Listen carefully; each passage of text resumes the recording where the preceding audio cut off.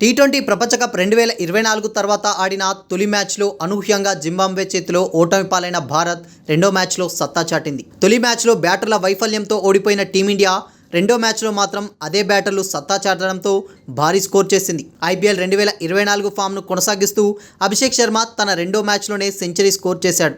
రుతురాజ్ గైక్వాడ్, రింకు సింగ్లు కూడా తలా ఓ చేయి వేయడంతో భారత్ నిర్ణీత 20 ఓవర్లో 2 వికెట్ల నష్టానికి 234 పరుగులు చేసింది. జింబాబ్వే పర్యటనను ఓటమితో ఆరంభించిన యువ భారత్ రెండో టీ20 మ్యాచ్లో అదరగొట్టింది.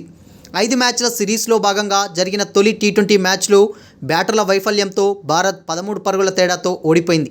కానీ మరుసటి రోజే జరిగిన రెండో టీ20లో భారత బ్యాటర్లు అదరగొట్టారు. తడబడిన అదే చోట సత్తా చాటారు. తొలి మ్యాచ్లో జట్టంతా కలిసి 100 పరుగులు చేసేందుకు చాలా కష్టపడ్డ అదే చోట ఓపెనర్ ఒక్కడే సెంచరీ కొట్టాడు. మిగతా బ్యాటర్లు కూడా తలా ఓ చేయి వేయడంతో భారత్ నిర్ణీత 20 ఓవర్లో 2 వికెట్ల నష్టానికి